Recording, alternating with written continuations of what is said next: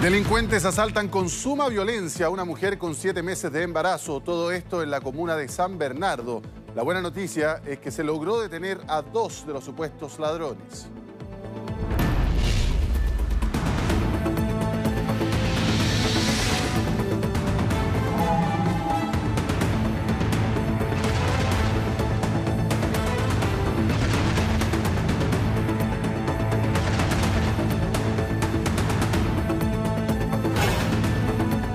Mega Noticias actualiza.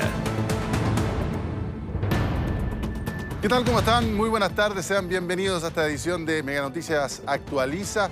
Y tal como se lo comentábamos, una cámara de seguridad es el principal medio de prueba contra un grupo de delincuentes que anoche asaltó a una mujer embarazada en la comuna de San Bernardo. La periodista Jessica Camblor nos tiene más detalles en el informe que ha preparado. Jessica, ¿qué tal? Buenas tardes. Hola, muy buenas tardes. Claro, un video de cámara de seguridad que está en la casa de la propia víctima y que fue clave para el trabajo de seguimiento que realizó Carabineros después de este intento de robo de vehículo ocurrido ayer durante la noche, antes de la medianoche puntualmente, ahí en el sector de calle Los Pinos, en la comuna de San Bernardo. Es una prueba importante para el seguimiento, pero también lo fue el reconocimiento visual que hizo la víctima de esta brutal agresión que también quedó registrada en esa cámara de seguridad. Una joven de 23 años con 7 meses de embarazo que estaba llegando hasta su domicilio después de haber participado en distintas actividades familiares. Llevaba algunas bolsas con artículos, por eso demora básicamente en bajarse del automóvil, pero también ella advierte la presencia de algunos desconocidos caminando por el sector donde ella había estacionado, justo afuera de su casa. Toma el resguardo mientras ordena las bolsas, se percata que los conocía, que eran vecinos del sector y así decide descender del automóvil. Claro que ese punto de atención desvió la atención del verdadero riesgo que estaba por enfrentar, la llegada de manera violenta de un automóvil del que bajan 2 sujetos, uno de ellos armado. Comienza a intimidarla, la golpea de hecho en la cabeza con este armamento, la tira al suelo y finalmente el segundo sujeto logra arrebatarle las llaves del vehículo. Todo esto, a la vez que estaba quedando registrado en la cámara de seguridad de la vivienda de la víctima, también fue visto por un vecino que iba caminando hacia el paradero que se ubica en ese punto para esperar a una amiga. Allí no dudó en prestar auxilio a esta mujer embarazada que estaba siendo brutalmente agredida ya en el suelo. Incluso la defendió lanzando piedras en contra de estos delincuentes. Finalmente ellos escapan sin concretar el robo del automóvil. Los quiero invitar a revisar el testimonio de la víctima de este brutal ataque ocurrido durante la noche aquí en la comuna de San Bernardo. Mire. Al bajarme del auto, entre que decido si abro la reja o sacaba una bolsa que traía, se me acercan estos 2 tipos por detrás. Uno así como quítale la llave y ya la llave la tenía como a simple vista y me la quitó así como rápido. Y ahí entre el otro me pegaba en la cabeza con la pistola. El tipo que me quitó la llave y trataba de abrir el auto le dice, tiene un teléfono, quítaselo, quítaselo. Obviamente con improperios, con amenazas y todo tipo de palabrotas. El otro tipo ahí es donde se acerca de nuevo, ya me había pegado en la cabeza, me agarra del pelo y me tira al suelo. Y justo un vecino se acerca, me presta ayuda y ahí decidieron irse. Claro, la atacan de manera brutal, incluso con estos 7 meses de embarazo, que obviamente son bastante visibles a simple vista. Eso no fue motivo para estos delincuentes para evitar la agresión o simplemente intimidarla con palabras, sino que hubo una agresión física muy fuerte. Esta mujer de 23 años, incluso después de ser víctima de toda esta situación, tuvo que ser trasladada hasta un recinto asistencial, no tan solo por el golpe en la cabeza, sino que que también porque estaba con reiteradas contracciones, producto justamente de la situación violenta que le tocó enfrentar y de la que fue testigo también este vecino héroe ya a estas alturas ahí en la comuna de San Bernardo, que no dudó en prestar cobertura a esta mujer. Él estaba, como les mencionaba, llegando hasta el paradero que se ubica justo en la esquina de la casa de la víctima, donde ella estaba siendo atacada por estos dos delincuentes. Se percata también que había un tercero al interior de un vehículo Nissan B16. Ese antecedente también fue clave para finalmente poder capturar a dos de estos tres delincuentes, y es por eso que este vecino héroe, como ya le califican, no dudó en intervenir, comenzó a lanzar piedras y cualquier elemento contundente que encontró a su paso, mientras incluso era amenazado por este delincuente que portaba un arma de fuego. También tuvimos la oportunidad de conversar con este vecino durante la mañana. Por supuesto, por razones lógicas, nos pidió mantener en reserva su identidad, pero sí quiso comentarnos el por qué actuó de esta manera. Vi que ella estaba embarazada y o sea, fue como que igual quedé en shock en un momento porque, o sea, vi todo muy rápido. Y ya cuando sentí que ella pidió ayuda, no, yo ahí presté ayuda lo que más pude. Bueno, el tipo me apuntó con una pistola y en el momento en que me empezó como a disparar, sentí que gatillaba el arma y fue de mentira, pues así que dije, no, y ahí lo empecé a enfrentar. De a poco le reventé los vidrios de los autos en el que andaban ellos. Y eso nomás pude hacer. Y esa reacción provocó entonces que estos tres sujetos no siguieran intentando concretar el robo del vehículo, sino que suben rápidamente al automóvil en el que se movilizaban y se dan a la fuga por largos minutos a esa hora de la madrugada. Posteriormente de toda esta situación, él auxilia a esta mujer de 23 años con 7 meses de embarazo, y así también se da aviso a Carabineros por parte de otros vecinos que ya a esa hora habían escuchado los gritos desesperados de esta mujer que pedía auxilio para que salieran también a ayudarla a ella y a este vecino héroe. De hecho, pudimos conversar con sus papás, también con otros vecinos que estaban bien orgullosos de la situación, pero por supuesto reconocían que fue una situación en extremo riesgosa para los dos involucrados. Mire. Bueno, no me extraña porque siempre actúa así. Ya aquí varias veces ha hecho lo mismo. Porque aquí estamos acostumbrados a que nos asalten a cualquier hora del día. Así que no me extraña. Yo creo que todos tenemos, en estos momentos, todos tenemos impotencia, porque como bien decía el carabinero que vino anoche, ellos actúan, pero la fiscalía muchas veces está atada de manos y lo deja libres. Entonces, muchas veces uno rehuye estas situaciones porque no sabe qué después va a pasar. Sí, eso sí, fue muy arriesgosa porque él también tiene un bebé chiquitito, entonces igual le podía haber pasado cualquier cosa. Y ojalá que con esto Carabineros ande más seguido y se dé cuenta de lo que está pasando, porque estamos metidos en un sector que no es muy bueno también. Estrictamente en materia policial y del seguimiento de este caso, ¿qué es lo que ocurre después de la brutal agresión a esta joven embarazada? Eso de las 4 de la madrugada, en un patrullaje preventivo por parte de Carabineros, se logra individualizar a 3 sujetos que se movilizaban a bordo de un vehículo Nissan B16 de color azul con características muy similares a las que habían sido denunciadas de este primer episodio, ¿no? Del intento del robo del automóvil a esta mujer con 7 meses de embarazo. Se acerca a Carabineros a fiscalizarlos y se percatan que el conductor del vehículo estaba manejando sin licencia, que además la documentación del automóvil estaba vencida, y uno de los acompañantes, que es el que logran capturar en ese punto, mantenía una orden vigente. Son trasladados hasta la unidad policial de aquí de la comuna. Finalmente allí también llega la mujer víctima de este primer delito, del intento del robo, y los reconoce personalmente como quienes eran los responsables de esta brutal agresión por este robo frustrado de automóvil. ¿Quiénes son los detenidos? Maximiliano Ruiz Ábalos, de 22 años, quien según la investigación y el registro también de esta cámara de seguridad era el conductor del automóvil en quienes se movilizaban los delincuentes. Él tiene ya antecedentes por robo en bienes nacionales y también receptación. Y el segundo de los arrestados es un adolescente de 17 años que registra también detenciones por robo con intimidación investigación mantiene una causa pendiente que está vigente por porte de arma de fuego, y con respecto a su participación en este delito, se expuso en la audiencia que no es quien agrede a la mujer, sino más bien que les roba las llaves del vehículo. Ahora, por parte de su defensa, este adolescente no habría participado en este delito, pues no corresponden las vestimentas con las que fue detenido, con las que aparecen en este registro de cámara de seguridad que captó el minuto exacto de esta brutal agresión. Así y todo, ambos quedaron en prisión preventiva. Conversamos con el fiscal, que nos entregó más antecedentes.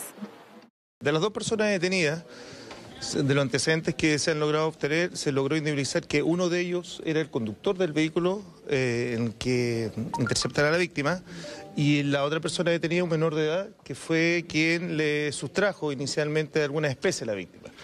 La tercera persona que no fue detenida, pero que se huyó junto con los coimputados, fue posible su individualización, y como estaba individualizado, evidentemente, y fue la persona más violenta en el actuar, a la víctima, fue que se solicitó la orden de detención despachada por el tribunal. Claro, falta detener al más violento de estos tres sujetos, así que hay un orden ya que se ha entregado por parte del Ministerio Público. El sujeto estaría identificado y próximo a ser capturado por Carabineros. Entonces, prisión preventiva para el adulto detenido, internación provisoria para este adolescente de 17 años, aunque según su defensa él no participó en absoluto de este delito registrado durante la noche en la comuna de San Bernardo, materia para investigación en el futuro y para lo cual se dispuso un plazo de 50 días. Perfecto, Jessica. Tremendo lo del vecino héroe, ¿no? Cómo se arriesgó muchísimo. Y también, pues, será cuestión de horas que caiga el otro individuo, el que fue el más violento. Muchísimas gracias, Jessica. Que tenga buenas tardes.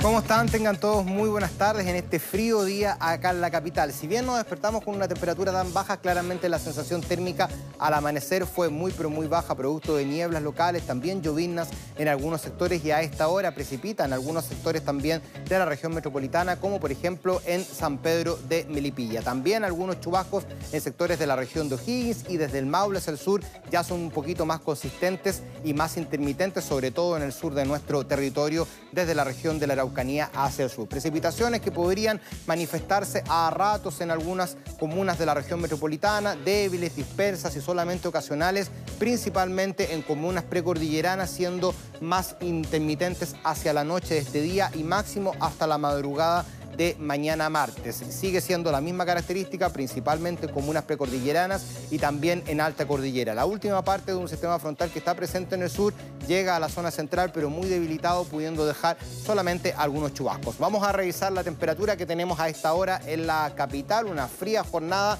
que ya lo decíamos, ahí está, 13 grados el valor que tenemos a esta hora, muy cerquita ya de la máxima que se estima en 15 grados, humedad relativa alta del 64%, índice de radiación ultravioleta en niveles moderados, cielos mayormente nubosos, algunas comunas más cubiertas, otras mayormente nubladas, algunas muy amenazantes, sobre todo el sector sur y sector oriente de nuestra región. También hablábamos del sector poniente fuera del radio urbano, como por ejemplo ahí en Melipilla, también en Talagante, donde las precipitaciones podrían ser algo más intermitentes. Vamos a revisar cómo se vienen los próximos días acá en la capital. Ahí está, lunes y martes, días bastante quizás más otoñales, o incluso que nos podría recordar la temporada de invierno. 9 la mínima el día de hoy, llegamos hasta los 15 grados, jornada mayormente nublada, en la noche más cubierta, y ahí está la posibilidad más cierta, más probable de tener algunos chubascos en gran parte de la región metropolitana, siendo la mayor probabilidad en precordillera. Nos vamos al día martes, donde el cielo debería estar mayormente nuboso, con una mínima de 8 y una máxima de solo 14 grados,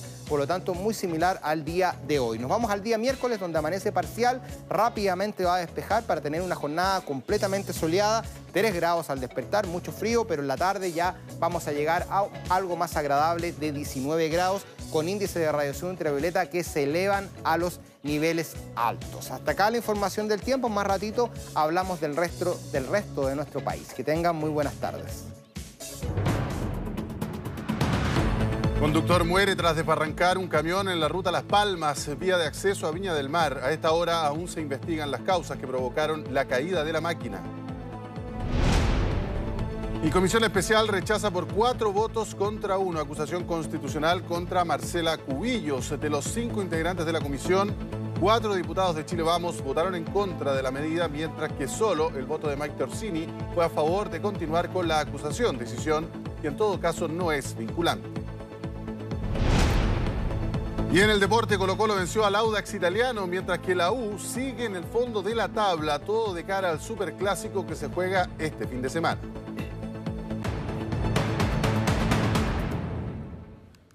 Bueno, ya se lo adelantábamos, un camión de carga se desbarrancó esta mañana a la altura del kilómetro 7,5 de la ruta Las Palmas de Viña del Mar, lo que provocó lamentablemente la muerte de su conductor. La máquina cayó más de 50 metros por una quebrada. Leonardo Acuña nos va a ampliar esta información. Buenas tardes, Leonardo. ¿Cómo están ustedes? Muy buenas tardes. Claro, una situación que ocurrió aproximadamente a las 6:30 de la mañana cuando los equipos de emergencia son informados de que un camión se habría desbarrancado. Al llegar al lugar se encuentran con las imágenes que ustedes pueden apreciar ahí de apoyo, un camión que se desbarrancó cerca de 50 metros. Los equipos de emergencia rápidamente comenzaron a trabajar, bomberos en conjunto con SAMU y carabineros, y bueno, al llegar al lugar, llegar hasta los 50 metros donde se encontraba este camión, se dieron cuenta de que lamentablemente, y se cercioraron de que el chofer, el conductor, lamentablemente había fallecido. Una situación que está siendo investigada por personal de la CIAT. En este caso ya vino acá a este lugar. Los equipos de emergencia se han retirado de este sector y claro, lo que se investiga son las siguientes hipótesis: exceso de velocidad. Recordemos, esta es una ruta que tiene muchas curvas. Estamos nosotros en la ruta Las Palmas. Esto ocurrió en dirección hacia Viña del Mar, frente justamente al Barco de Papel, un lugar muy conocido por donde ocurren siempre muchos accidentes, y es por eso que se investiga el exceso de velocidad. Aquí la velocidad máxima es 50 kilómetros por hora, justamente en este sector donde estamos nosotros ubicados en este momento. No es una pista para nada de alta velocidad, y claro, también se estaba investigando si es que el camión iba o no con cargamento. Se habría dicho, nosotros al entrevistarnos con, en este caso, las autoridades en primera instancia, nos dijeron de que estaba cargado el contenedor que estaba con el camión en este caso, pero luego se nos corroboró, se nos dijo fuera de cámara que en definitiva no estaba cargado en este caso el contenedor, que iban a ir por la carga, que sí eran paltas, justamente a lo que iba este camión. Pero lo cierto es que claro, llama la atención, el chofer, según nos indicaron, 45 años, tenía conocimiento de la ruta, por eso también se barajan varias hipótesis, si es que se habría o no quedado dormido, pero todo eso es materia de investigación, en este caso por la CIAT de Carabineros, quien estuvo haciendo las indagaciones durante la mañana de esta situación, de esta emergencia que, como lo decíamos, transcurrió a eso de las 6:30 de la mañana. Equipos de emergencia trabajaron por más de 3 horas para lograr la extracción del cuerpo, lamentablemente, de este chofer de 45 años que falleció producto de perder el control de su camión, en este caso acá en la ruta Las Palmas. Nosotros podíamos ver ahí también algunas marcas en la misma ruta, en la ruta Las Palmas, que mostraban que aproximadamente unos 100 metros antes quizás comenzó a perder el vehículo el control y terminó desbarrancándose por este sector. Una ruta que ha tenido muchos accidentes. De hecho, aproximadamente hace 5 meses acá mismo se cayó otro camión, ahí el chofer salió ileso, no corrió la misma suerte que este, pero la situación, claro, está siendo investigada por personal de la CIAT de Carabineros. Vamos de inmediato a revisar algunas declaraciones, cuánto demoró el rescate, los equipos de emergencia, revisemos lo que nos dijeron. Tuvieron que bajar los bomberos al lugar, bajar con personal de SAMU para constatar el fallecimiento y a posterior comenzar con todo el despliegue de nuestro material para poder realizar las labores de recuperación. ¿Qué sería? El llegar al lugar donde se encuentra, la cabina está con quedó bastante deformada por la fuerza con la que cayó el vehículo, por lo tanto hubo que hacer trabajos de estricación en el interior del vehículo y en la parte más baja de la quebrada.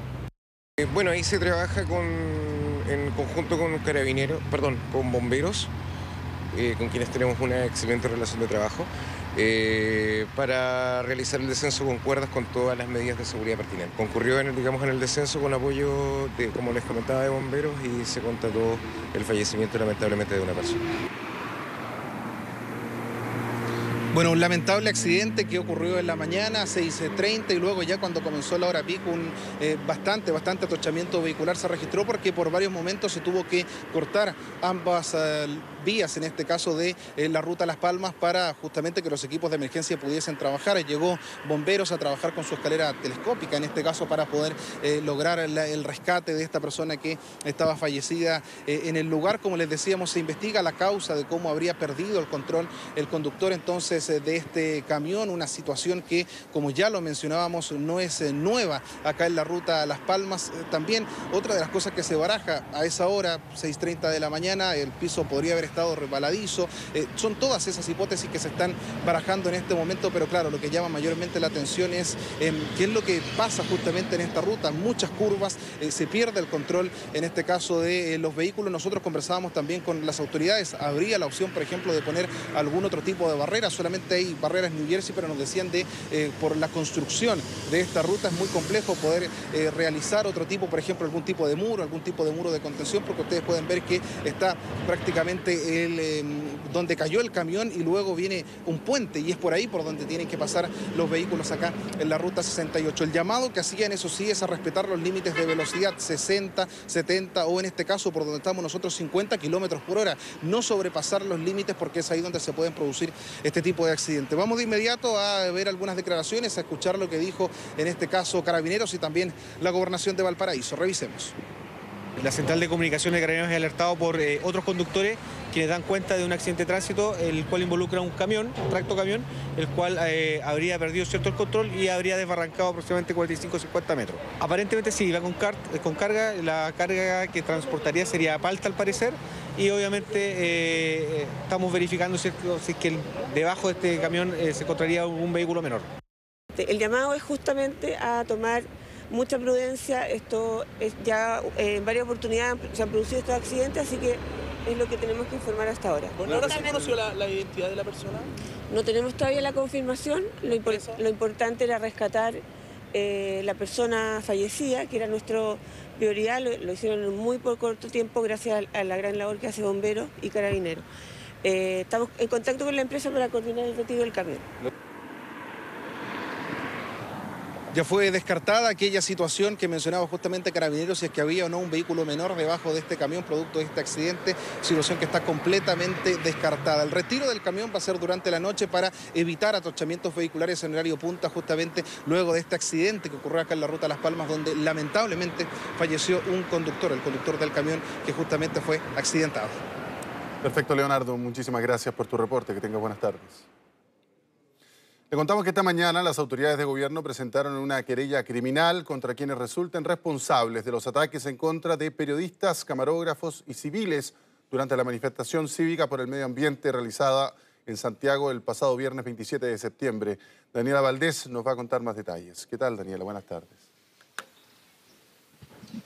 Hola, buenas tardes. Sí, fue cerca de las 10 de la mañana entonces cuando llegó el ministro del Interior, Andrés Chadwick, acompañado de la vocera de gobierno, Cecilia Pérez, por orden, por supuesto, del presidente Piñera, hasta el Centro de Justicia de Santiago, para así poder plasmar esta querella que fíjense que no es como otras que normalmente llevan un único delito y que finalmente se trata de desórdenes públicos, sino que en esta ocasión es una querella que involucra varios delitos, entre ellos homicidio frustrado, lesiones graves, desórdenes públicos, porte de arma de fuego y también porte de arma blanca. Esto para así poder ejecutarla contra quienes resulten responsables de este ataque registrado entonces el día viernes cuando se produce esta marcha del cambio climático. Recordar entonces que este episodio que afecta a al menos 6 trabajadores de la prensa queda en el registro de no solo las cámaras de algunos equipos de prensa, sino que también de las cámaras de seguridad del sector, y que van a hacer pruebas para así poder dar con los responsables. Adelantaba el ministro del Interior que se está trabajando en la investigación, que es muy importante el registro de las cámaras de seguridad y también de una de las personas que fue atacada, para así poder dar con estas personas que además algunos de ellos estaban encapuchados y que habrían herido de arma blanca por lo menos a 2 de estas 6 personas que resultaron heridas en la manifestación. Les decía yo que el día de hoy fue a eso de las 10 de la mañana cuando llegaron al Centro de Justicia para así poder poner esta querella y llevarla, por supuesto, a cabo lo antes posible. Vamos a partir escuchando eso, las palabras que hubo del ministro del Interior. Para el gobierno del presidente Piñera eso resulta inaceptable. Y por eso que hoy día nuestra primera acción, temprano en la mañana, ha sido presentar una querella criminal para efecto de que la Fiscalía, el Ministerio Público y los tribunales de justicia puedan actuar y dar con el paradero de aquellas personas que causaron lesiones graves y daños a 6 periodistas, a 6 trabajadores de los medios de comunicación. Y condenamos categóricamente como gobierno este tipo de violentismo y más aún cuando se hace con el objetivo, porque ese fue el objetivo, acallar o perturbar el trabajo de la prensa.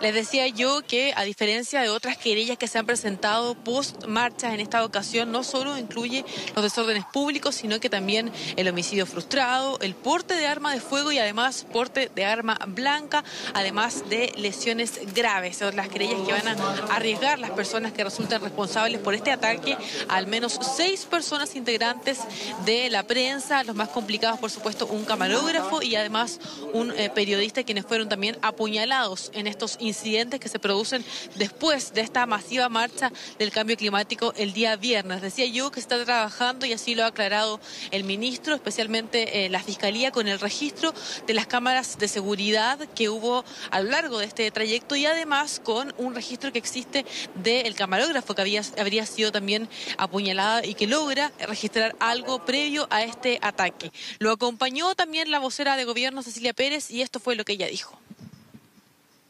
Nosotros como gobierno no vamos a permitir que delincuentes, que cobardes, ataquen a hombres y a mujeres que ejercen un trabajo que permite que la ciudadanía se informe y que con esto se fortalezca la democracia. Hoy día hay una acción concreta que dice relación con una querella que parte por homicidio frustrado. No son solamente desórdenes públicos, no son solamente lesiones leves, querella a la cual se van a incorporar medios de comunicación social que vieron que trabajadores de sus medios también fueron lesionados en distintos grados, porque a los cobardes, a los encapuchados y a los delincuentes no les vamos a regalar la democracia de nuestro país. Se va a sumar a esta querella entonces una reunión que van a tener las autoridades de interior de gobierno con también algunas autoridades de los distintos canales de televisión y de los medios de comunicación como tal, para así poder esclarecer algunos protocolos, decía la vocera, que les permita por lo menos trabajar de manera en conjunto, para así por supuesto evitar que estas escenas se repitan, eso mientras la Fiscalía continúa trabajando para poder dar por supuesto con los responsables. José Luis, Priscila. Perfecto, Daniela, muchas gracias. Que tenga buenas tardes. Muy atentos quedaremos a ese tema. ¿Qué le parece si le invitamos a revisar algunas de las noticias más destacadas que estamos tratando aquí en Mega Noticias Actualiza? Lo primero, estos delincuentes que asaltaron con suma violencia a esta mujer con 7 meses de embarazo en la comuna de San Bernardo. La buena noticia es que se logró detener a 2 de los supuestos ladrones y también que hubo un vecino ahí que ayudó a esta mujer. Vamos con otro tema. Mire, la oposición prepara la cuestión previa de la acusación constitucional contra la ministra Marcela Cubillos. El diputado independiente Pepe Out reiteró que votará en contra de este libelo. Y también lo trabajábamos recientemente, ¿no? Un conductor muere lamentablemente tras desbarrancar un camión en la ruta Las Palmas en el acceso a Viña del Mar. A esta hora, como nos decía Leonardo Acuña, se sigue trabajando para determinar las causas que provocaron la caída de esta máquina por una quebrada de prácticamente 50 metros. Y en materia deportiva, Colo-Colo venció al Audax Italiano de manera muy contundente. Mientras tanto es que la U sigue en el fondo de la tabla. Todo esto de cara al superclásico que se juega este fin de semana. Y la Católica sigue en la punta del torneo. Bueno, vamos con otros temas, precisamente se lo adelantábamos, ¿no? La oposición prepara la denominada cuestión previa de la acusación constitucional contra la ministra Marcela Cubillos, la que será votada en sala el día de mañana. El diputado independiente Pepe Out volvió a señalar que va a votar en contra de este libelo. Los detalles los tiene Silvia Córdoba, que nos imaginamos, Silvia, el gobierno está con la calculadora en la mano para saber qué votos tiene, qué votos no tiene y cuáles puede convencer a última hora. Buenas tardes.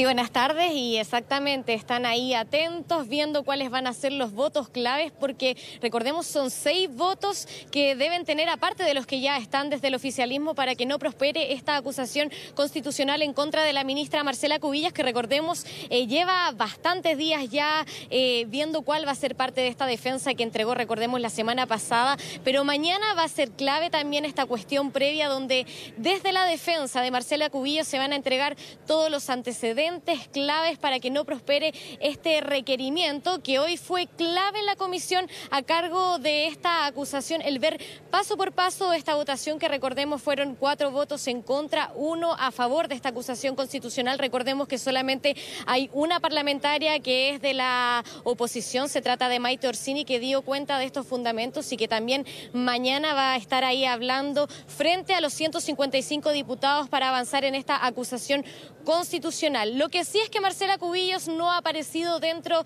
de las diferentes actividades públicas que tiene. Se cancelaron estas actividades, incluso no se vio al abogado Francisco Cox estar presente en esta comisión, que ha estado durante los diferentes días presentes ahí sentado, dando sus argumentos como parte de la defensa, sino que cada uno ya dicen encerrados, enclaustrados, para poder avanzar en cuáles van a ser estos alegatos. Hablaron desde la comisión los diferentes parlamentarios respecto a los fundamentos que van a ser claves para conocer mañana en el Congreso Nacional en Valparaíso. ¿Cuáles fueron estos argumentos? Pasemos a escuchar estas declaraciones.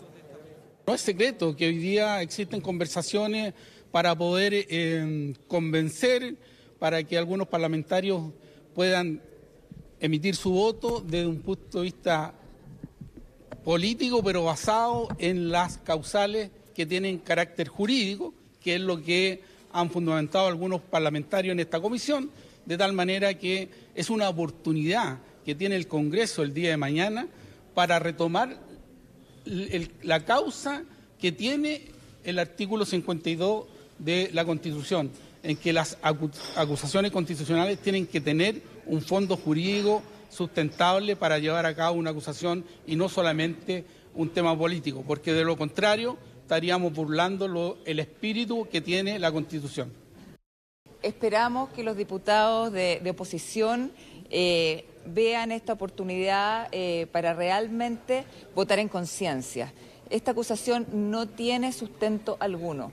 Los 5 capítulos realmente no se sustentan para llevar adelante una acusación constitucional. La acusación constitucional es de última ratio, es lo más grave. Se destituye a la ministra y además se la deja 5 años inhabilitada. Eso es gravísimo, por lo tanto deben haber fundamentos suficientes y esta acusación no los tiene. En otras oportunidades las cosas están más bien zanjadas. Sabemos que hoy día cualquier cosa puede ocurrir, que son muy pocos votos los que van a hacer la diferencia, y por eso voy a hacer he tenido un especial cuidado en defender cada uno de los argumentos necesarios para poder lograr convencer quienes todavía tienen dudas de si acá existe o no existe un abandono a la educación pública, puedan tomar la decisión correcta, que en mi opinión es decidir que avance esta acusación constitucional, que llegue al Senado y que el Senado en definitiva decida destituir a esta ministra de Estado.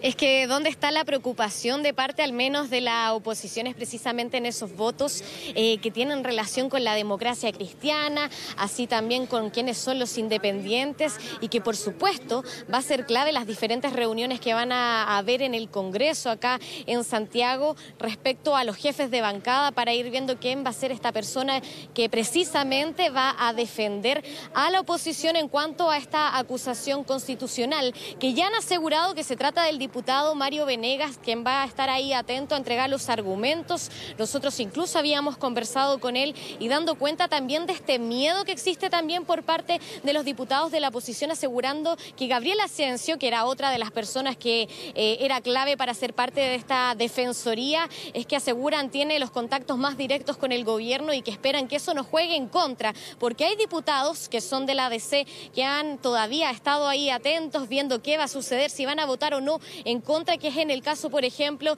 del diputado Matías Walker, que ya se ha escuchado en las diferentes declaraciones que ha realizado desde un comienzo, donde ha asegurado que esta acusación no tiene los sustentos jurídicos claves y que, por supuesto, va a ser uno de los votos claves que están atentos para que esta jornada se pueda ya empezar a aclarar. cómo va a ser esta votación por parte de la Falange. Conversamos con algunos parlamentarios de la oposición respecto a este miedo, a esta preocupación y de, por supuesto, ir avanzando en esta acusación constitucional para que prospere por parte de la oposición. Pasemos a escuchar estas declaraciones. La ministra Cubillos es la más ideologizada y politizada de las ministras y tengo una enorme diferencia política e ideológica con ella, pero concibo la acusación constitucional no como un instrumento para resolver diferencias políticas por profundas que sean. La destitución e inhabilidad constitucional tiene su fundamento en la transgresión de la Constitución y las leyes y no en diferencias políticas por profundas que éstas sean.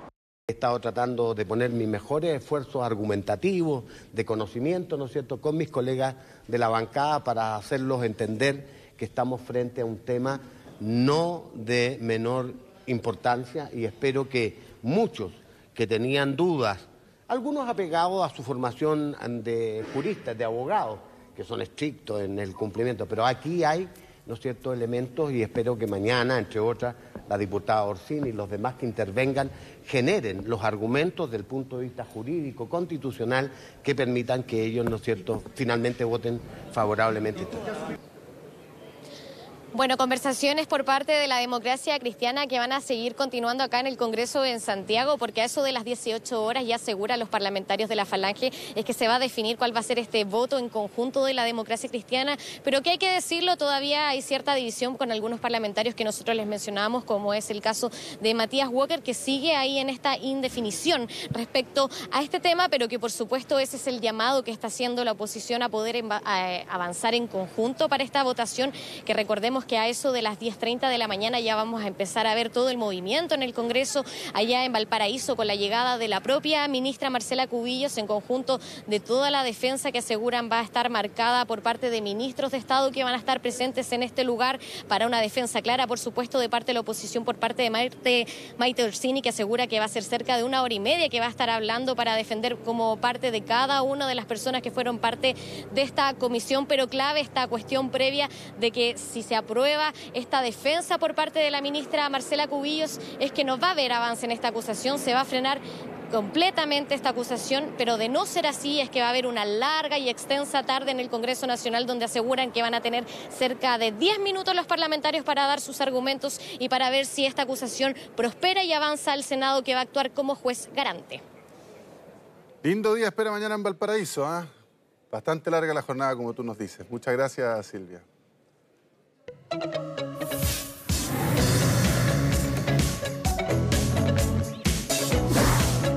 1 de la tarde con 38 minutos y actualizamos la temperatura que tenemos a esta hora en esta fría jornada de primavera acá en la capital. Prácticamente nada se ha movido el termómetro desde el contacto anterior, 13 grados, se mantiene la temperatura con un 64% de humedad relativa en el ambiente. Un aumento muy lento de la temperatura en una jornada bastante húmeda, una jornada amenazante. Ahí vemos el cielo capitalino mayormente nuboso, algunos claros solamente en algunas comunas, principalmente el sector poniente, y también caen algunas precipitaciones en ese mismo sector, por ejemplo, ahí en Melipilla, también algo en Talagante, sector oriente podría tener igualmente algunas precipitaciones, como hacia la noche gran parte de la región, pero siguen siendo débiles, dispersas y solamente ocasionales, y la probabilidad se mantiene hasta la madrugada de mañana martes. Vamos a revisar cómo se viene el pronóstico para los próximos días acá en la capital. 2 días bastante fríos el día de hoy, como también mañana martes, incluso mañana martes podría ser algo más frío que el día de hoy. 9 grados despertamos esta jornada, vamos a llegar a lo más a 15 en algunas comunas, por lo tanto 2 graditos más podría subir el termómetro en una jornada mayormente nubosa. Hacia la noche va a estar más amenazante y ahí está la posibilidad de tener algunas precipitaciones que podrían ser incluso intermitentes en algunas comunas más precordilleranas. Martes también se mantiene el cielo mayormente nublado, amanecemos con 8 grados, la tarde con una máxima estimada en 14. Antesala de un día miércoles que va a ir bajando la cantidad de nubosidad durante la madrugada para amanecer con nubosidad parcial, rápidamente pasa a despejado despertamos con frío, con 3 grados. Ojo los sectores agrícolas que podrían bordear el 0 grado el día miércoles en las regiones centrales de nuestro país. La tarde ya más agradable con el cielo despejado, con 19 grados e índices de radiación ultravioleta en niveles altos. Nos vamos a revisar el resto de nuestro país, algunas ciudades del norte, también del centro, del sur e incluso del extremo austral. Vamos a pinchar acá en nuestra pantalla para que nos despliegue nuestro mapa y poder revisar el pronóstico para, primero partimos el norte de nuestro país. Ahí tenemos la ciudad de Arica con el cielo mayormente nublado, condición que se mantiene durante esta tarde, llegando a los 18 grados. Antofagasta amaneció con 14, alcanza una máxima de 16 y la tarde con nubosidad parcial. Misma condición que va a tener por la tarde tanto Copiapó con 22 grados como incluso la ciudad de La Serena y los valles interiores de la misma región. La Serena alcanza 17 grados durante esta tarde. A esa región no deberían llegar precipitaciones durante esta jornada. Nos vamos a la zona central, donde sí se manifiestan algunos chubascos y ya desde la mañana, por ejemplo en la región del Maule, también en la región de O'Higgins. Viña del Mar y Valparaíso tiende de a poco a nubosidad parcial, 15 grados el valor más alto de temperatura. Ya en los valles interiores de esa región podrían tener algunas precipitaciones ocasionales al término de esta jornada. Lo mismo en Rancagua, cielo parcial, ocasionalmente nublado, con algunas precipitaciones a momentos, 14 grados. Lo mismo en Cauquenes, que también podrían ser las lluvias entre claros de sol. En Bulnes ya solamente chubascos con una máxima estimada en 12 grados. Nos vamos a ir al sur del país, donde hay probabilidad de que tengan algunas tormentas eléctricas durante la tarde y también hacia la noche, como por ejemplo en la ciudad de Los Ángeles, acompañado de chubascos y una máxima de 12 grados. Temuco y gran parte de la Araucanía también podría tener tormentas eléctricas, sobre todo en sectores precordilleranos y también en alta cordillera, con una máxima de su capital, ahí de la Araucanía, de 11 grados. Siguen los chubascos en Valdivia, como también en la ciudad de Osorno, donde alcanzan un valor más alto de temperatura, ahí en Osorno, de 9 grados. Revisemos el extremo austral de nuestro país. Ahí tenemos Coyhaique con el cielo nuboso, despertaron con 1 y llegan a los 7 grados. Nos vamos a Punta Arenas, donde tienen chubascos con una máxima de 5, amanecieron con -1 y las precipitaciones son entre agua, nieve y nieve ahí en la última ciudad de nuestro país, el extremo más austral, específicamente en la ciudad de Puerto Williams. Nos vamos a los territorios insulares, vamos a ir primero a Rapa Nui, también a Juan Fernández y el territorio antártico chileno. Rapa Nui con precipitaciones del tipo chubascos, una máxima de 23 grados. Juan Fernández entre nubes y sol, ahí tenemos imágenes específicamente de Rapa Nui. El cielo se mantiene bastante nuboso, como es típico en esa zona, ocasionalmente parcial, y a ratos caen estos chubascos, incluso pueden ser a momentos, no hoy día específicamente, pero otros días acompañados de tormentas eléctricas. Cámara en vivo en Rapa Nui. Vamos a continuar con Juan Fernández con nubosidad parcial y una máxima de 14 grados. La Antártida Nacional hoy día no tiene precipitaciones, pero sí una jornada bastante fría. Amanecieron con -10, llegan a los -6 en un día parcial, ocasionalmente despejado. Hasta acá la información del tiempo. Recuerde, hoy podríamos tener algunas gotas en algunos sectores al término de la jornada. Abríguese porque lunes y martes, 2 días bastante fríos. Que tengan muy buenas tardes. Muy bien, vamos a otros temas. Miren, encapuchados ingresaron a una empresa de áridos en Curanilahue y tras amenazar con armas de fuego a los trabajadores quemaron 3 camiones y 2 maquinarias. Además, robaron una camioneta para huir del lugar y dejaron panfletos alusivos a la causa mapuche. Gustavo Gallardo nos va a ampliar esta información en vivo. Adelante, Gustavo.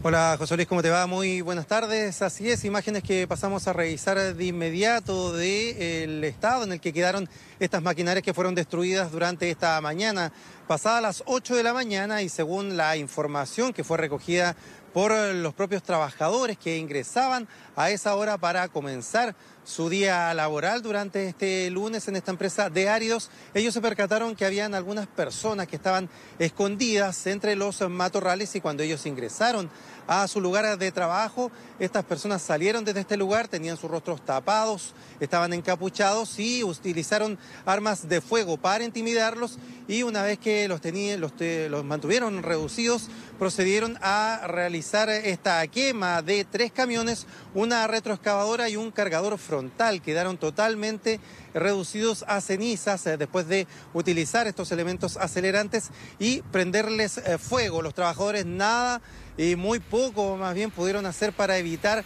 la acción de estos desconocidos, quienes posterior a este hecho dejaron algunos panfletos alusivos a la causa mapuche, reivindicación a los presos políticos mapuches, y una vez que completaron esta maniobra, tomaron una de las camionetas que pertenece a esta empresa de Arios, subieron a esta y escaparon de este lugar con rumbo desconocido. Posterior a ello, los trabajadores llamaron a carabineros y, por cierto, también a bomberos de Curanilahue y Los Álamos, que llegaron hasta este lugar, en el sector conocido como Trongol Bajo, que se ubica precisamente en los límites de la comuna de Los Álamos y también de Curanilahue. Tenemos declaraciones de personal de carabineros y también del alcalde de Los Álamos, quien llegó muy preocupado por lo que había sucedido en este lugar, por este grave hecho de violencia que nuevamente ocurre en la provincia de Arauco. Escuchemos. Durante horas de la mañana nos recibió un llamado a nivel 133 porque habían ingresado 6 individuos a esta faena de extracción de ario, los cuales amenazaron a los trabajadores del lugar con armas de fuego y procedieron a la quema de 5 maquinarias que se utilizan aquí en esta faena. Son 3 camiones y 2 maquinarias aparentemente. Sí, exactamente.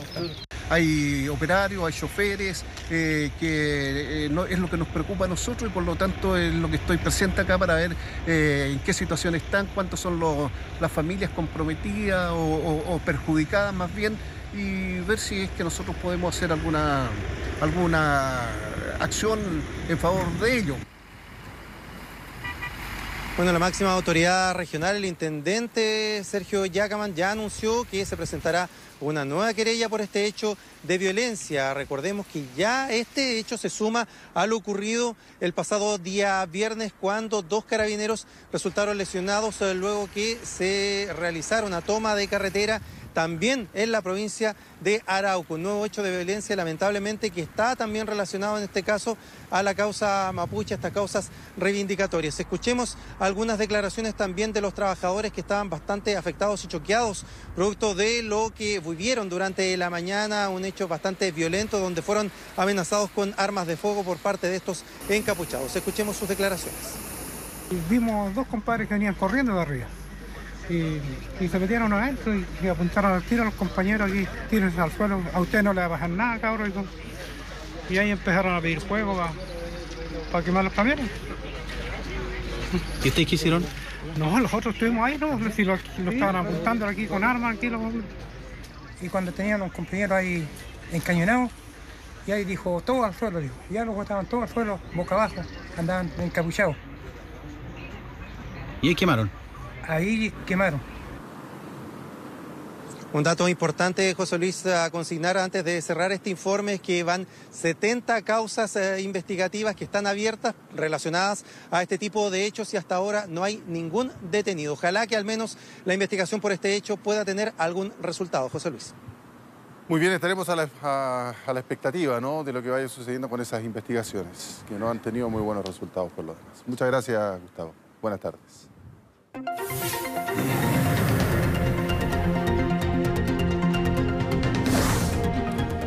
Muchas noticias internacionales, y de todo eso nos va a contar don Andrés Ramírez, que ya está con nosotros aquí en el estudio. Andrés, ¿cómo estás? Bien, José Luis, buenas tardes. Buenas tardes. Vamos a partir hablando del primer ministro del Reino Unido, Boris Johnson, porque las malas noticias le siguen llegando a este gobernante europeo, y esta es una denuncia muy seria que se conoció durante esta jornada porque una periodista lo acusó, escuche bien, de acoso sexual. O sea, nada que ver con el Brexit, digamos, este es otro tema. O sea, este es otro golpe para Boris Johnson, porque recordemos que ha recibido solo malas noticias desde que asumió como primer ministro, pero ahora es una denuncia que tiene que ver básicamente con su vida privada, un hecho que habría ocurrido hace 20 años atrás, cuando él era jefe de esta periodista. Recordemos que tiene una carrera bastante larga y cuestionable por algunos Boris Johnson, y dicen que en una comida que se estaba realizando 20 años atrás en el diario donde trabajaba, en la revista conservadora de la más importante del Reino Unido, una de las periodistas estaba sentada a su lado y dice que él le habría tocado uno de sus muslos. Es la denuncia que hace esta periodista, que incluso le apretó ese muslo, y la periodista dice que le preguntó a la otra colega que estaba sentada al otro lado de Boris Johnson, y dijo que le pasó lo mismo. Es la denuncia que hace esta periodista, Charlotte Edwards, una periodista muy conocida en el Reino Unido, que hace esta denuncia en contra de Boris Johnson, que por cierto hoy día se está realizando, hay un evento muy importante en Manchester por parte del Partido Conservador, y lo primero que le preguntaron es respecto de esta denuncia y él lo niega de plano, dice no, eso es totalmente falso, yo jamás he abusado o he acosado a ninguna persona y en particular a esta periodista, y él dice que lo importante ahora es preocuparse de las medidas que está tomando el Partido Conservador para sacar definitivamente el Reino Unido adelante una vez que se concrete el Brexit. Recordemos que la fecha ya es a fin de este mes, si es que no pasa nada, aunque se ve bastante improbable que exista una salida ya sin acuerdo del Reino Unido por parte de la Unión Europea, o por lo menos si es que no ocurre eso de aquí al 29 de octubre, cuando es la fecha límite, pero se produce esta nueva polémica que está enfrentando ahí Boris Johnson. Tremendo.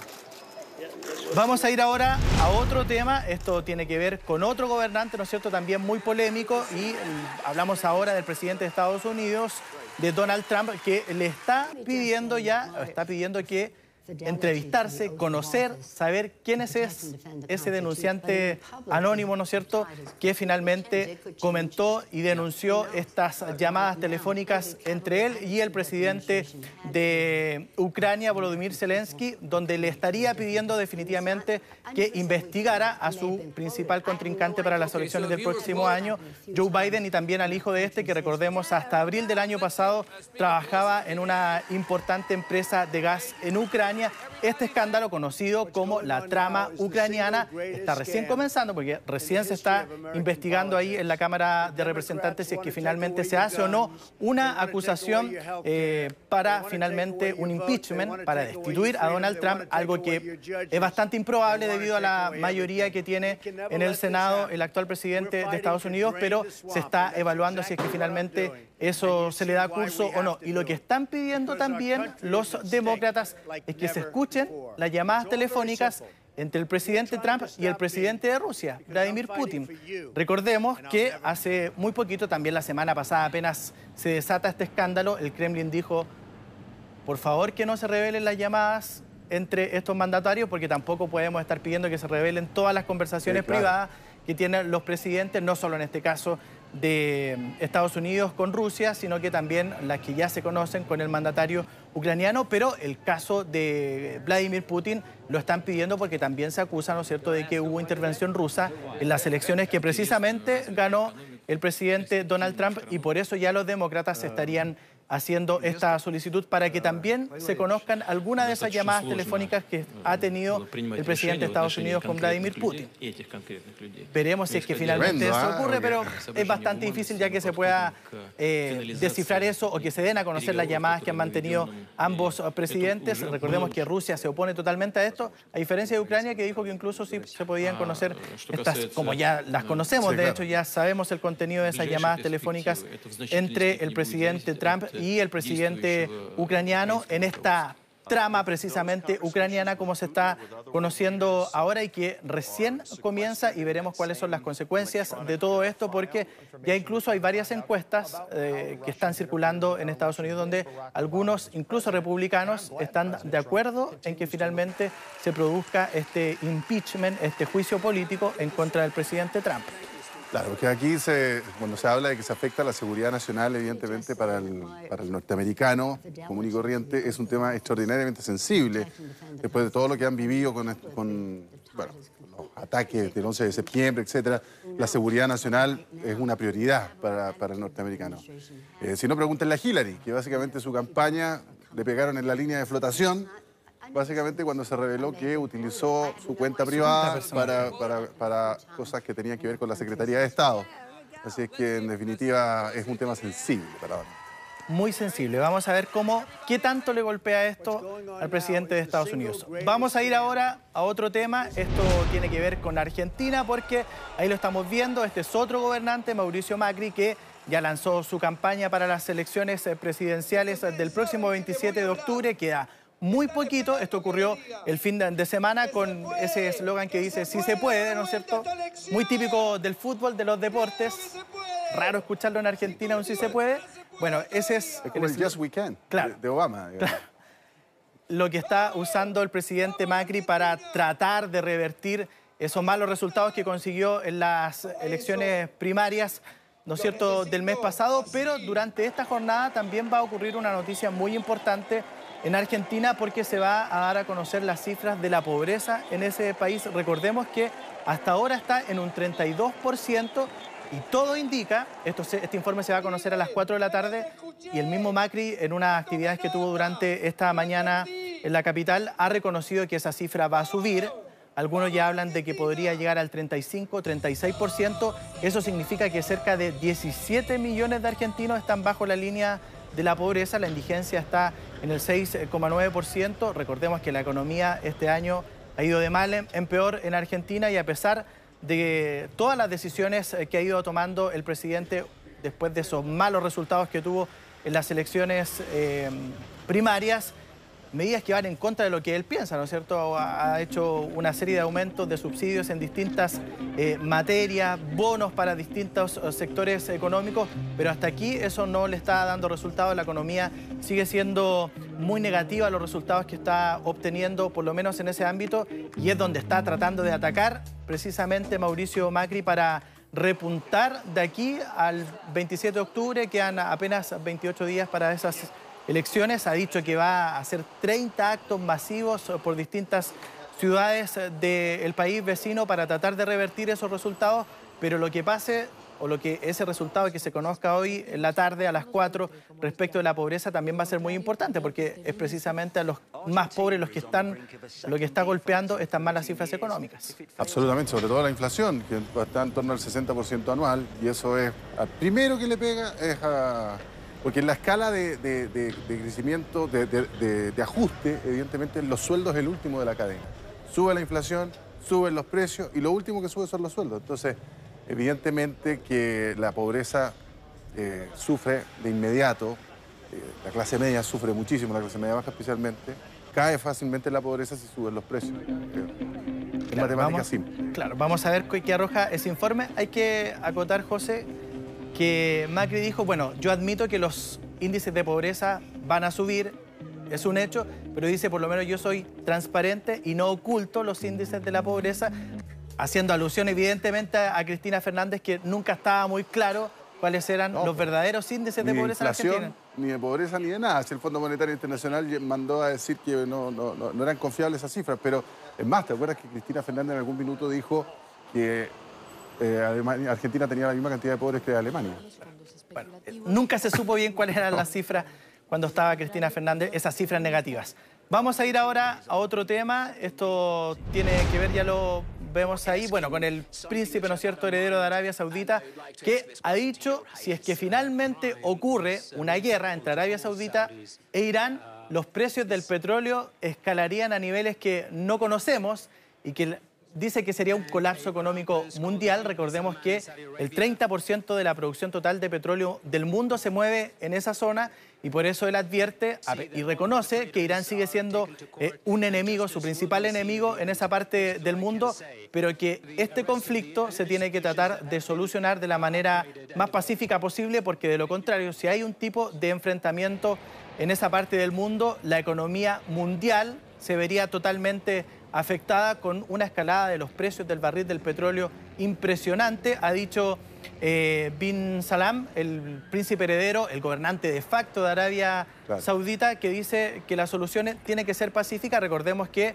hace 2 semanas atrás hubo ataques con dron a la principal refinería de petróleo del mundo, Aramco, y lo que ha dicho Arabia Saudita es que fue Irán el responsable de eso, a pesar de que el gobierno de Teherán lo niega, pero tanto Arabia Saudita como Estados Unidos están culpando a Irán de ese ataque que ocurrió ahí en esta refinería de petróleo y que, por cierto, al día siguiente elevó el precio del petróleo, después se fue estabilizando, pero él, la persona que estamos viendo ahí en pantalla, advierte que esto podría ser, pero mucho, mucho peor y con consecuencias para todas las economías del mundo si es que finalmente se produce un enfrentamiento armado ahí. Y entiendo que también asumió cierta responsabilidad por lo del asesinato del periodista saudí Jamal Khashoggi, ¿no? Sí, ha dicho... Primero dijo, yo no mandé a matar a nadie, pero dijo, sí, son personas del Estado, ¿no es cierto?, de Arabia Saudita las responsables de la muerte del periodista y, por tanto, admito culpabilidad en ese sentido, a pesar, dice... Responsabilidad de mando, por claro, que no conocía de eso que había ocurrido ahí en la embajada, ¿no es cierto?, de Arabia Saudita en Estambul, en Turquía. Vamos a ir ahora a otro tema. Esto tiene que ver con lo que está pasando ya en China, porque mañana es un día, ya no es mañana, porque por la diferencia horaria, ya son más de las 12 de la noche en China y están celebrando el 70 aniversario de la República Popular China. Esas imágenes son de la jornada de hoy lunes, eran ensayos de lo que va a ocurrir mañana, porque esperan a realizar el desfile militar más grande de toda su historia. La principal avenida de la capital, Pekín, va a estar precisamente llena de militares para festejar el 70 aniversario de la República Popular China. El personaje que estábamos viendo ahí es el actual mandatario, un presidente, dicen, tan poderoso como Mao Zedong, dicen los expertos, ¿no es cierto?, y que precisamente mañana China va a mostrar todo su poderío militar. Dice que van a mostrar tipos de armas que nunca hemos visto, que de fabricación incluso de los mismos chinos, y se espera un espectáculo, no solo un desfile militar, sino que un show tremendo al que ya nos ha acostumbrado China. Es cosa de hacer un poco de memoria, ¿no es cierto?, los Juegos Olímpicos, esos espectáculos que han ido armando con el paso del tiempo, y se espera que mañana, cuando celebren ese 70 aniversario, bueno, hoy ya en China ya van a comenzar los festejos en un ratito más. Se espera que sean muy sorprendentes lo que pasa ahí en la capital. Pero esos festejos, José Luis, se pueden ver empañados por lo que pase en Hong Kong. Recordemos que ya lo estamos viendo, estas son imágenes de la jornada de ayer domingo, donde nuevamente hubo masivas protestas en Hong Kong, en este territorio semi-autónomo, protestas en contra precisamente del gobierno chino, con las faltas de libertades y democracia ahí en esa parte, en esa ex colonia británica, y han dicho que durante la jornada de mañana martes, cuando China celebre su 70 aniversario de la República Popular, se esperan que sean unas protestas muy masivas, pero sobre todo bastante problemáticas, con mucha violencia, y por tanto se está reforzando ahí la seguridad en Hong Kong, porque ya han advertido que las movilizaciones van a ser muy masivas y probablemente muy violentas, y por tanto se están preparando, y es también la principal preocupación del gobierno chino, porque cuando partieron estas protestas hace ya casi 4 meses atrás, estaban preocupados de que acabaran antes de los festejos del 70 aniversario. Eso no pudo ser así. Al contrario, las protestas han ido solo en aumento. Recordemos que antes eran solo los días domingos y ahora ya son prácticamente a diario, cuando los manifestantes están protestando en Hong Kong, que recordemos partieron primero contra un decreto de extradición a China, que luego se canceló, se congeló, pero después fueron anunciando otra serie de demandas, y hasta aquí no se han detenido y no se detuvieron ni se van a detener, incluso cuando China está celebrando su 70 aniversario. Complejo, ¿ah? Muy complejo el panorama en China, pero ellos están preparando igual los festejos, y vamos a ver incluso ahora unas imágenes bien bonitas de una ciudad china. Ya lo estamos viendo en varias ciudades de este país durante las semanas previas. Hemos visto las principales ciudades de ese país iluminadas de esa forma, los principales edificios del país, anticipando precisamente los festejos de este 70 aniversario. Han partido con semanas de anticipación, porque precisamente mañana va a estar todo concentrado en la capital, Pekín, y distintas ciudades han homenajeado a la República Popular China para celebrar de esta forma el 70 aniversario. Ya lo decíamos, los shows de este tipo nos están acostumbrando los chinos hace tiempo. Bueno, y esas son parte de lo que están preparando ya. Van a tirar toda la carne a la parrilla. Es que va a ser un show muy bonito, de eso no hay duda, a pesar de toda la polémica política que hay en China, no solo en Hong Kong, sino que con violaciones a los derechos humanos, falta de la libertad de expresión que ocurre ahí en China, con un modelo, ¿no es cierto?, bastante particular, con una economía abierta al libre mercado, pero con un sistema político completamente cerrado, dominado por el Partido Comunista y por su presidente Xi Jinping. Así es. Vamos a ir ahora a otro tema.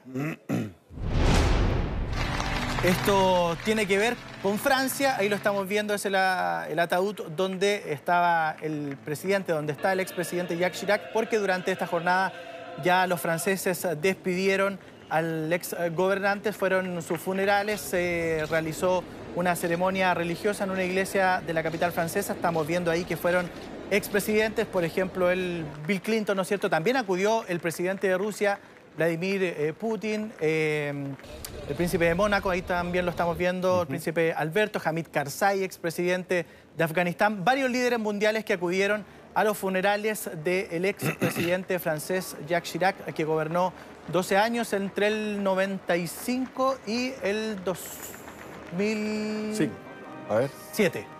Ahí están los 12 años, claro. Fueron 2 periodos seguidos los que gobernó Jacques Chirac, recordado, José Luis, por oponerse a la guerra de Irak. Es el símbolo más claro de su gobierno. También por advertir, ya fue de los primeros en advertir respecto del cambio climático, cuando dijo que nos estábamos quemando y que de alguna forma estábamos mirando para el lado, haciéndonos los tontos respecto de lo que estaba pasando con el calentamiento global. Los franceses lo despidieron hoy entonces al ex gobernante Jacques Chirac. Recordemos que fue velado en el Museo de los Inválidos, en el Palacio de los Inválidos, donde está Napoleón. Napoleón, Les Invalides. Claro, precisamente. Bueno, y fue ya despedido durante esta jornada, todo encabezado, por cierto, por el presidente Emmanuel Macron, que ya está sepultado, lo decíamos, el expresidente Jacques Chirac, un hombre muy querido en Francia, que logró ganar, eso sí, sus las 2 veces que fue presidente, con una mayoría bastante baja. No consiguió más del 20% de los votos y tuvo después que juntar a otras alianzas, básicamente para formar gobierno. Para formar gobierno, para derrotar a la extrema derecha.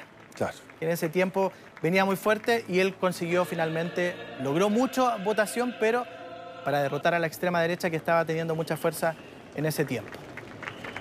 Y que todavía tiene y que Macron logró contener. Así es. O sea, siempre se tienen que hacer alianzas para derrotar a la extrema derecha, digo, a Jean-Marie Le Pen, y antes a su padre. A su padre. Precisamente. Vamos con otro tema. Esto tiene que ver con Perú, porque la situación política está bien compleja. Ahí en estos momentos se está discutiendo una moción de censura que pidió precisamente el presidente Martín Vizcarra, ¿no es cierto?, para modificar las reglas de designación de los magistrados del Tribunal Constitucional, con el fin de impedir que la oposición se apodere de ese órgano jurisdiccional en Perú. Eso se está discutiendo ahora, si finalmente es rechazado.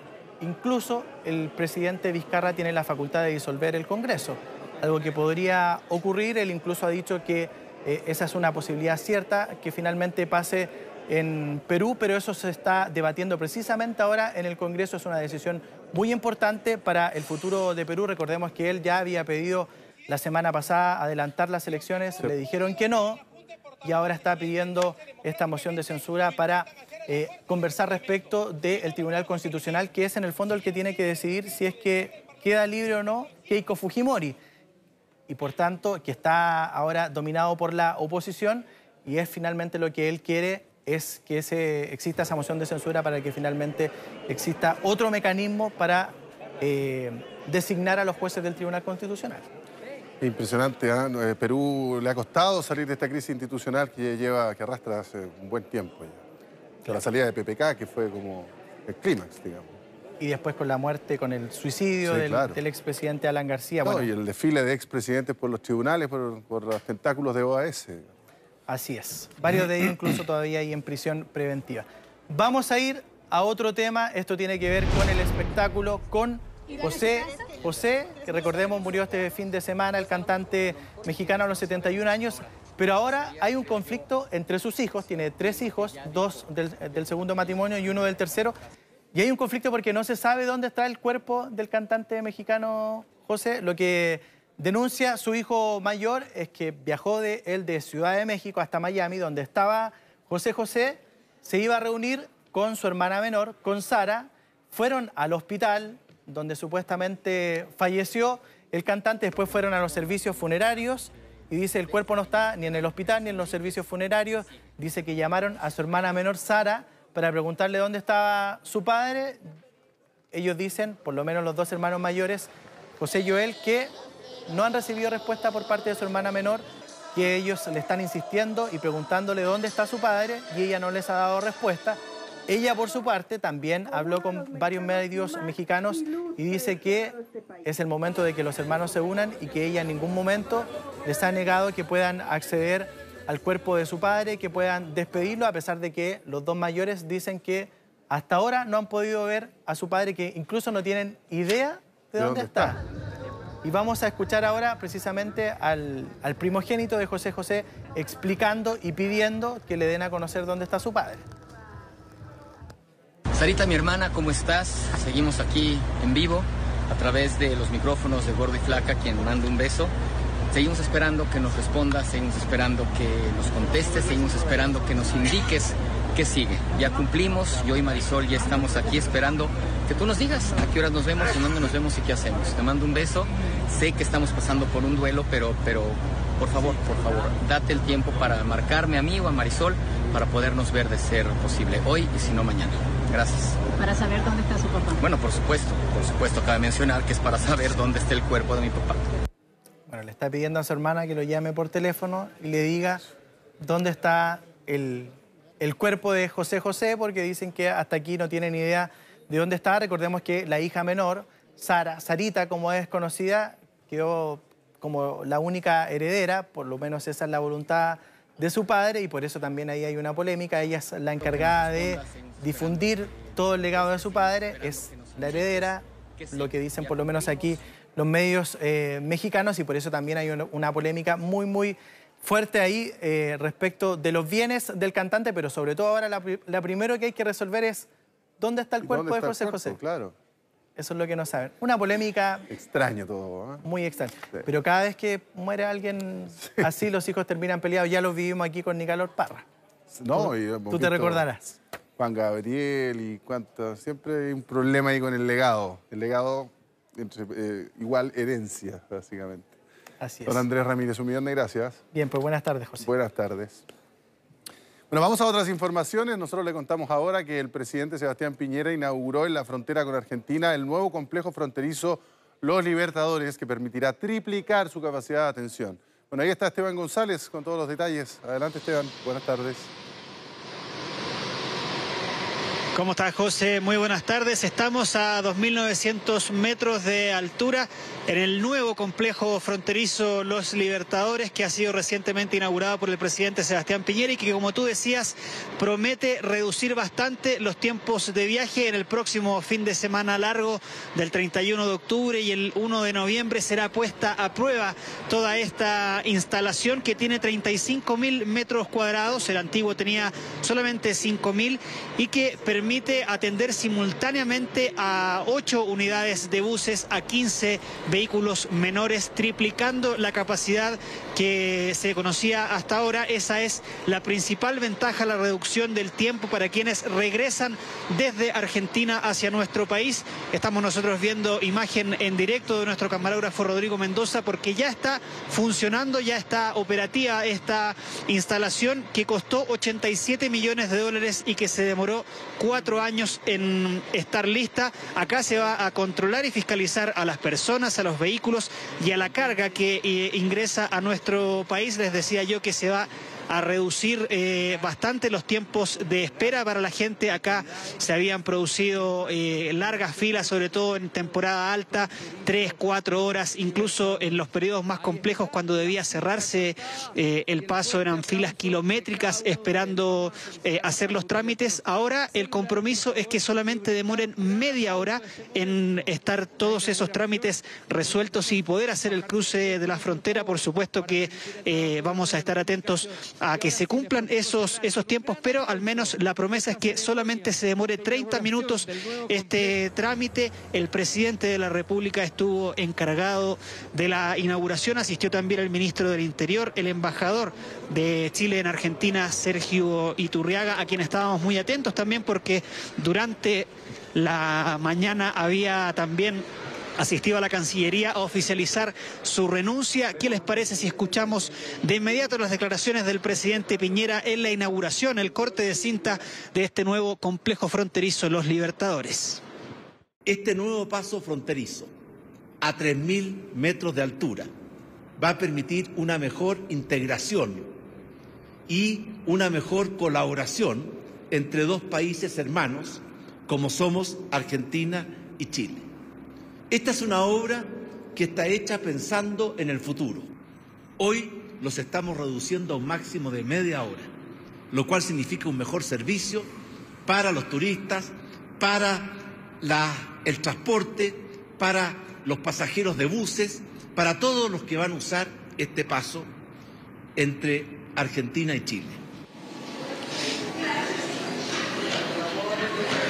Entre las autoridades que estuvieron en este corte de cinta junto al presidente de la República participó también el ministro del Interior, Andrés Chadwick, el subsecretario del Interior, Rodrigo Uvilla, y también el representante de nuestro país en Argentina, el embajador Sergio Urrejola, quien ya había oficializado su renuncia el pasado 28 de agosto. Por supuesto que había mucha atención respecto a su participación. El presidente de la República en su discurso de inauguración le agradeció por toda su gestión y comentó también que debido a las elecciones que se van a producir en octubre en Argentina es que el embajador hará efectiva su renuncia en los próximos meses. Se va a mantener algunos días más en el cargo. Nosotros conversamos también con el embajador Sergio Urrejola respecto a las razones que han motivado su renuncia y esto es parte de lo que comentó.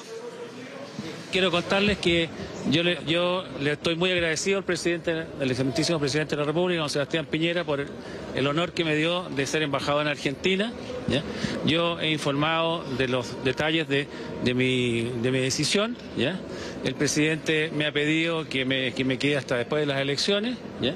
Yo feliz, voy a seguir representando a Chile, para mí es un honor. Sí. Y todas las cosas que yo le he planteado las ha oído el presidente y también las ha oído el ministro y creo que son internas y que tenemos que arreglarlas para tener un mejor funcionamiento.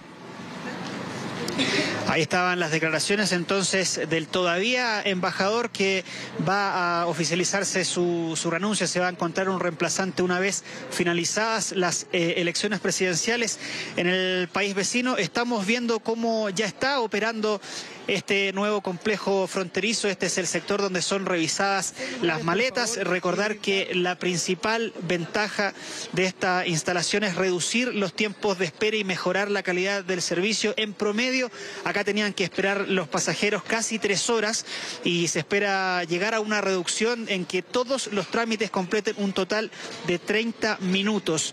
Esa es la principal ventaja que se ha anunciado. Ya no se va a atender de a 5 vehículos. La capacidad máxima permite fiscalizar a 15 automóviles simultáneamente. Y vamos a escuchar de inmediato declaraciones de algunos de los usuarios que ya están cruzando la frontera en este nuevo paso fronterizo. Escuchemos. Que últimamente viajamos mucha gente, yo viajo todo el año, así que constantemente siempre hay filas, sobre todo para las fechas importantes, así que esto es bueno. Se ve que es más cómodo, pero no sé, ahí hay que ver, estamos recién probando la aduana. Más cómodo entonces, estamos viéndolo cómo opera. Sin lugar a dudas, el próximo fin de semana largo va a ser la primera prueba de fuego para esta instalación, el nuevo complejo fronterizo Los Libertadores en los Andes. Perfecto, Esteban, muy buenas noticias relacionadas con la infraestructura, en un paso que están transitados por los chilenos y también muchísimo comercio. Muchas gracias, que estén muy bien. Buenas tardes.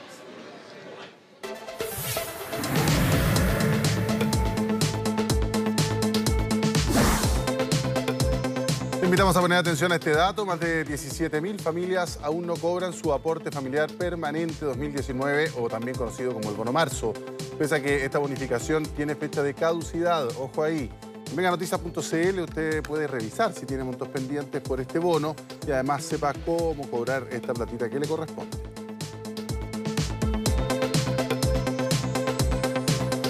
¿Qué le parece si compartimos unas lindas imágenes en vivo de Santiago, específicamente en el sector de Providencia? Ojo porque va a ser muchísimo frío, 15 grados de máxima, estos días van a estar marcados por eso, y algo de agüita podría caer durante la tarde, tarde-noche. Así que para que no se le ocurra lavar el auto ahora, si no lo va a quedar más cochino todavía. Vamos a un corte y ya regresamos.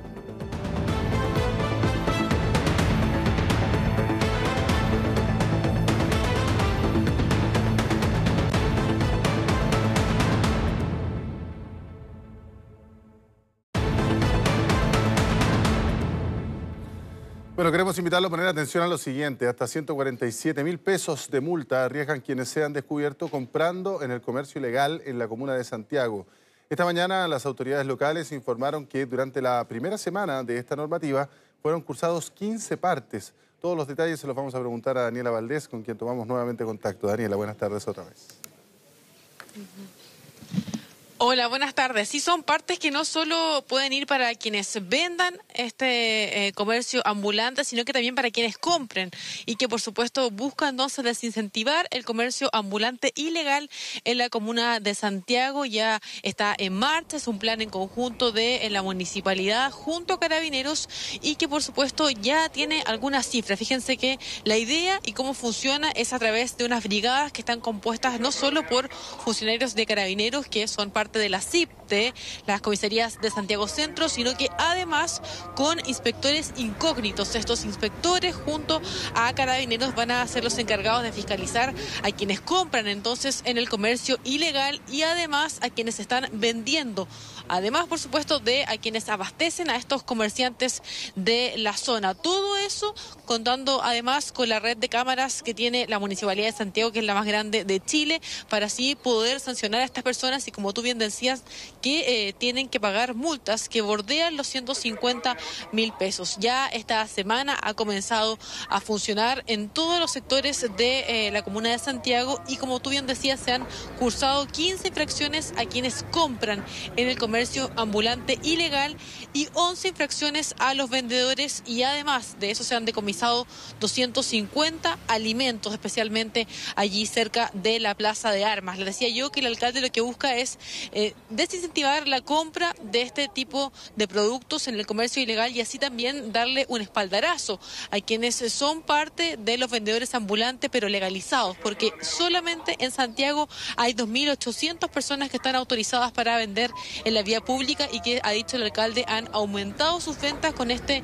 inicio de este plan que se llama Santiago Ojo, te están mirando. Es un trabajo en conjunto de la Policía Uniformada junto al municipio y que además tiene cerca de 60 funcionarios municipales trabajando. A ellos también se les ha enviado un oficio para que sean el ejemplo para los ciudadanos y que por supuesto no estén comprando en el comercio ilegal ambulante. Vamos a partir escuchando las palabras que hubo el día de hoy del alcalde Alessandri, además de Carabineros. Queremos desincentivar la compra en el comercio ambulante ilegal. Hemos hecho un trabajo importante. La semana pasada mandamos más de 70 oficios a distintos servicios públicos que están apostados en la comuna, pero queremos incentivar a la gente a no comprar en el comercio ambulante ilegal. Uno, porque es competencia desleal, afectan su salud. Nosotros tenemos la red de cámaras más grande de Chile en nuestra comuna, cámaras de vigilancia, pero además tenemos inspectores incógnitos, como usted señalaba, que Carabineros o PDI lógicamente andan sin uniforme y se multa al comprador, se multa con multas que llegan casi hasta los 150.000 pesos. No es menor, finalmente lo barato cuesta caro. Nosotros en el casco histórico de Santiago contamos con un amplio contingente policial, el cual todos los días se despliega tanto en los pasajes y en los lugares de alta afluencia de público, ya que a nosotros nos visitan diariamente 2,5 millones de personas. Siempre vamos implementando también nuevas estrategias para combatir el comercio ilegal y así de esta manera proteger a quienes sí tienen su permiso establecido. ¿Ya? Nosotros, desde la semana pasada efectivamente empezamos a trabajar más en conjunto y ya dándole fuerte a la fiscalización de quienes compran en el comercio ilegal. Aseguraba Carabineros que con estas fiscalizaciones entonces se ha disminuido entonces el comercio ambulante en más de un 90%, este comercio ambulante ilegal, y que además como consecuencia ha aumentado en un 30% las ventas de los comerciantes legales que también trabajan ahí en el casco histórico y en los alrededores de la comuna de Santiago.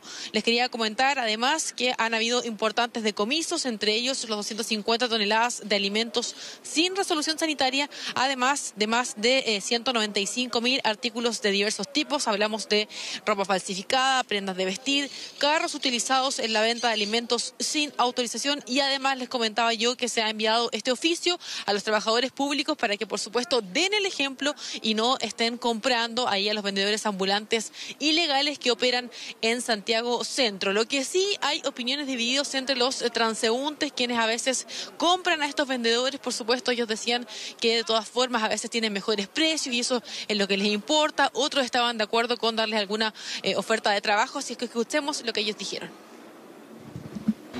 Bueno, yo encuentro que está bien hecho, porque no deberán hacerlo nomás, porque si hay negocios para comprar, y también la gente se gana unos pesos vendiendo en la calle.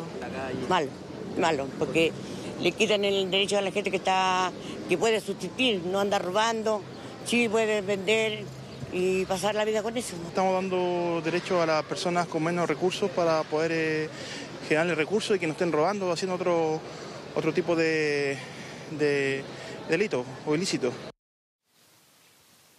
Hay opiniones divididas entonces porque el alcalde dice, al igual que Carabineros, que muchas veces este comercio ilegal ambulante a veces también es foco o da oportunidades para delitos allá en la comuna. Así que básicamente lo que ellos buscan es darle un espaldarazo o ayudar a estos 2.800 trabajadores que tienen permisos y que sí pueden operar.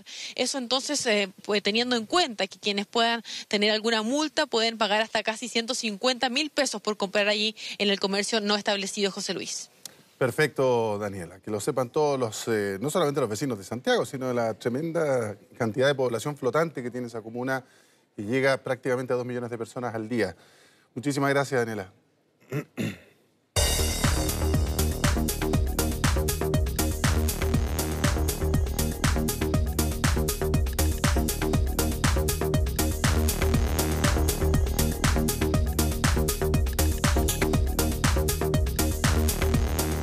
Bueno, hace varios días que nuestro país parece Tagadá, si usted quiere. Esta mañana un nuevo sismo se registró, en esta oportunidad en la zona centro-norte, en la zona norte del país.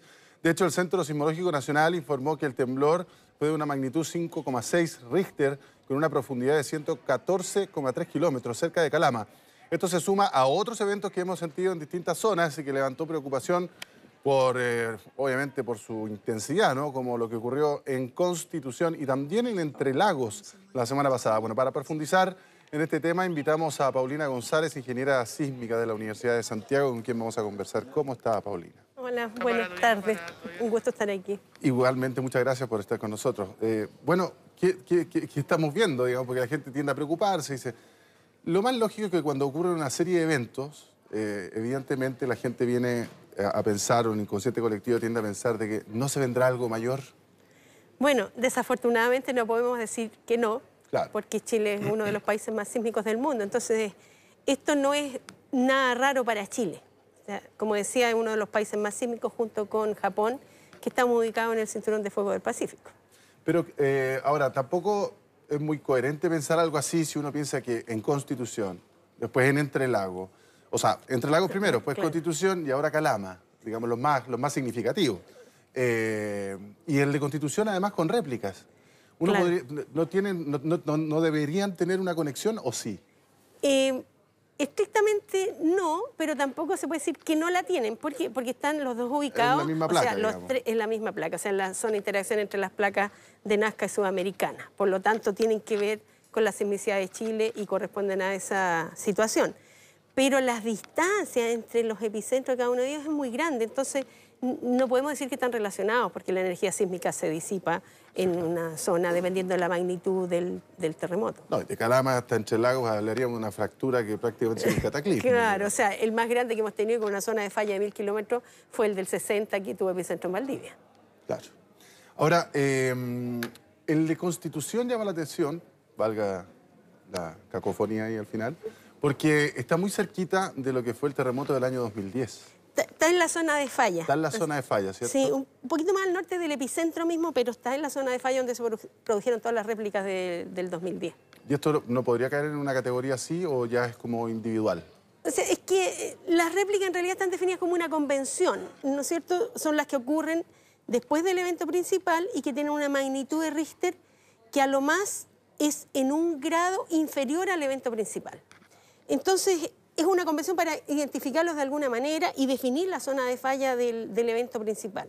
Si ya han transcurrido casi 10 años, en realidad es como claro, difícil decir que sea una réplica. Pero además que me voy a quedar en el de Constitución, que fue muy fuerte, 6,6. 6,6, claro. Asustó muchísimo a la población, bueno, todo lo que ha vivido la gente ahí en el terremoto del 2010 todavía está muy fresquito en la memoria. Ya ha tenido réplicas. Sí. ¿Cómo se considera este fenómeno, ese evento puntualmente? ¿Como un terremotito que genera sus réplicas o un enjambre? ¿Cómo no, lo es que vemos? en realidad se denomina enjambre a una serie de sismos de magnitud similar que ocurren durante un periodo de tiempo. Como este fue de 6,6 y las réplicas, los sismos que han venido posteriormente, tienen la magnitud menor. Menor. Entonces, por eso se consideran réplicas. ¿Y por qué se generan las réplicas? Bueno, está la interacción entre las placas, ¿no es cierto?, que la de Nazca subducta bajo la continental, y se produce la fractura. En el punto donde se produce la fractura sería el epicentro con el evento principal, pero como la interacción es irregular, claro, entonces se mueve un poco debido a la fractura y queda apoyado en otra roca, y entonces esas rocas tienen mayor presión que la que tenían antes, entonces se fracturan y ahí se genera todas las réplicas por fracturas menores en la zona. Y eso define la zona de falla del evento principal. Hay algunos fenómenos de temblores que hay algunos sismólogos que se aventuran a hablar de un concepto de precursores. Sí, no, es que existe, ¿no es cierto? Sí. Yo me acuerdo patente por el terremoto de Iquique, que hubo una serie de fenómenos previos, incluso con temblores de cerca de los 7 grados, y que efectivamente hablaban los expertos de que perfectamente podría ser precursor. Sí. Una cosa como, no quiero generar pánico en ninguna parte, solamente preguntar. El fenómeno o el temblor que vimos en Constitución, ¿tiene esas características? Podría ser, o sea, no se puede decir. El problema es que no se puede decir antes, se puede decir después, cuando ocurra, o si es que ocurre, el evento mayor. Por ejemplo, en el caso del terremoto del 85 que tuvimos en Costa Afuera frente a Valparaíso, tuvimos aproximadamente un mes de sismos precursores.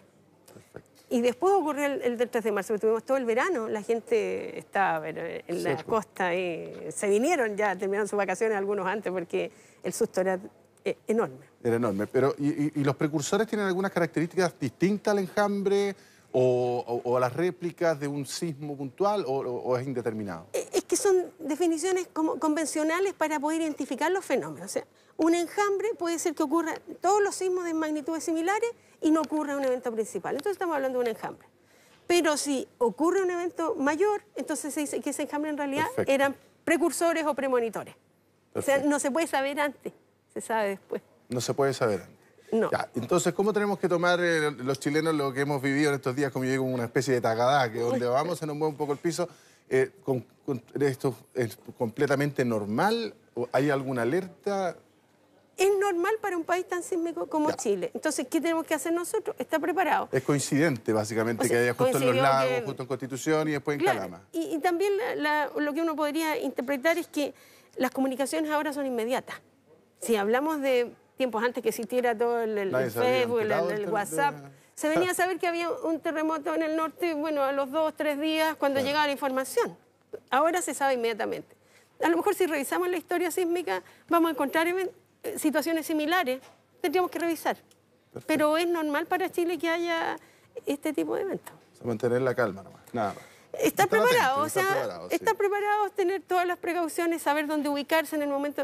Aquí hay que definir dónde ubicarse. Estamos bien aquí, no hay muchas cosas arriba. Acá arriba sí, no estamos bien. Sentadito transmitiendo. Claro, o sea, pero es que eso hay que hacerlo antes de que ocurra el terremoto. O sea, en la casa, yo me imagino que es en la casa, en los colegios, en los edificios públicos. Hay que tener definido qué es lo que tienen que hacer las personas cuando va a ocurrir el sismo, porque el sismo va a ocurrir y uno no sabe dónde lo va a encontrar. Una linterna con pilas, con una radio a pila y agüita. Un bidoncito de agua, algunos alimentos no perecibles, harina, por si acaso tiene que hacer pan, y esas cosas menores. Un casco de seguridad, por si acaso, para que no le caigan las cosas encima. Exacto. Paulina González, ingeniera sísmica de la Universidad de Santiago, un millón de gracias por... Gracias a ti por la invitación. Bueno, seguimos avanzando en este informativo y ahora les contamos que la discusión por las 40 horas, rebajar, ¿no es cierto?, de 45 a 40 horas la jornada laboral continúa. En este contexto, hoy los presidentes de las comisiones de Trabajo y Hacienda se reunieron con representantes de confederaciones y agrupaciones de trabajadores. Ahora, ¿qué ocurrió en esta cita? Se lo vamos a preguntar a Catalina Muñoz, que ha seguido de cerca este tema también. Catalina, como varios. Como varios temas, así es. Y hoy día en la mañana finalmente lo que se hace con este tema fue retomar un poco, porque las últimas semanas había estado un poco de lado la discusión por la flexibilidad laboral, y así es, en el ex Congreso Nacional se dio cita entonces el presidente de la Comisión de Hacienda, presidenta también de la Comisión de Trabajo, por supuesto liderada por la diputada Camila Vallejo, y invitaron a todas las pymes, porque recordemos que hace casi un mes atrás se reunieron con un sector de las pymes, pero no estaban todas, y a las verdades que ellos han dicho en reiteradas ocasiones que no están 100% de acuerdo con rebajar la jornada a 40 horas. Pero esta reunión no solo se trató de este tema, sino más bien de todos los problemas que afectan a los emprendedores de nuestro país, porque recordemos que la oposición también lo que quiere es instaurar una mesa de trabajo transversal en la que ellos puedan ver todos los temas que afectan entonces a las pymes, aprovechando incluso, decían ellos, que tienen la presidencia de la Comisión de Hacienda y también de la Comisión de Trabajo. Por supuesto, las 40 horas fue uno de los temas principales porque los está afectando, porque el tema está en la agenda, y la diputada Camila Vallejos conversó con nosotros a la salida de esta reunión y esto fue lo que nos dijo. La gradualidad está comprometida 5 años para las pymes. Esa indicación se va a presentar en sala el día de la votación, el miércoles 23 de octubre, para luego ser vuelta a revisar en la Comisión de Trabajo. Y la agenda con las pymes vamos a irla concretando, ya tenemos algunas medidas. En la próxima reunión se van a ir concretando aún más. Una próxima reunión que dijeron se va a desarrollar el 14 de octubre también en el ex Congreso Nacional para seguir tratando este tema de la rebaja horaria y también, por supuesto, los otros problemas que aquejan a las pymes. ¿Cuál es la idea? Ya se sabe, el próximo 23 de octubre, como lo decía la diputada Vallejo, se va a votar este proyecto en la sala de la Cámara de Diputados para después seguir su discusión en la Comisión de Trabajo, en donde también ella lo confirmaba, van a ingresar esta indicación que tiene que ver con la gradualidad a las pymes, que se compromete a 5 años, que por supuesto es a quienes más les podría afectar y quien más daño también podría generar al empleo, porque recordemos que son los emprendedores de nuestro país los que generan el 60% del trabajo en Chile, y ahí es donde está la preocupación. Y a este proyecto le faltaba entonces la gradualidad y por eso se le va a ingresar esta indicación el próximo 23 de octubre. ¿Qué dijeron los presidentes de las comisiones al respecto sobre este proyecto y también sobre la reunión? Pasamos a escuchar a continuación. Iniciamos el trabajo en esta mesa en donde estamos invitando y de hecho participaron gremios representando a micro y mediana empresa. La CONAPYME, la CONUPIA, ASECH, también están representadas las cooperativas mediante organización, y creemos que era un avance importante porque es necesario hacerse cargo de una de las situaciones complejas que tenemos en materia económica, y que es la situación de desigualdad en la que se encuentran las micro y medianas empresas en comparación con las grandes empresas. Que para nosotros, tan importante como que exista esta jornada de 40 horas, es que también las pymes puedan desarrollarse, crecer y que superen esta situación en la cual hoy día están cada vez perdiendo mercado o limitándose en sus ventas. Y evidentemente para hacer eso hay que hacer un apoyo integral. Y por eso es que hemos comprometido iniciativas en, por ejemplo, la ley del CENSE que se va a votar en estos días, pero también iniciativas en relación a estudiar la ley de presupuesto que anunció el presidente de la República hace pocos días atrás, cómo tomar ahí en la discusión del presupuesto más medidas que beneficien a las pymes, particularmente, por ejemplo, en relación a los fondos de la Corfo. No siempre están bien asignados y hay muchas pymes que no pueden postular a los beneficios que entrega la Corfo. Y por otro lado también quedamos de acuerdo en volver a reunirnos el 14 de octubre, el lunes, para ver estos temas y avanzar en temas de mediano plazo y largo plazo que son fundamentales. Ahí el diputado Núñez enumeraba también los otros temas que habían conversado, porque hay que escucharlas a ellos, por eso también es el objetivo de esta mesa transversal que se volverá a reunir el próximo 14 de octubre. Por supuesto, las pymes también conversaron a la salida de esta reunión con nosotros, muy agradecidos también porque se les escuche no solo sobre la jornada horaria, sino que también sobre los otros problemas que los aquejan. CONUPIA precisamente conversó sobre el proyecto de 40 horas y esto fue lo que nos comentó. Nosotros somos un sustento de la democracia económica en este país y eso requiere nuestra participación. Por eso agradecemos esta mesa que sea de las distintas comisiones de trabajo, la Comisión de Hacienda, para ver estos problemas. Nos parece importante, por ejemplo, que en la nueva ley de presupuesto se incorpore un capítulo de aporte hacia las pymes. No puede ser que participemos, por ejemplo, en jornadas internacionales con respecto al medio ambiente y no existan ningún programa en Chile de apoyo tecnológico para cambiar los problemas de la energía. Con esta reunión se reactiva un poco el debate en torno a la jornada horaria, porque recordemos también que el gobierno sigue diciendo que es un proyecto inconstitucional y que por lo pronto ya se sabe que el próximo 23 de octubre se va a votar en la sala de la Cámara de Diputados para saber qué pasa con ese proyecto, mientras en paralelo también, recordemos, está el del Ejecutivo que quiere reducir la jornada horaria a 41 horas semanales. Así que estaremos muy atentos a eso y por supuesto también a la votación de este proyecto que será dentro de las próximas semanas. José Luis. Perfecto, muchísimas gracias. Que estés muy bien, Caterina Muñoz. Buenas tardes.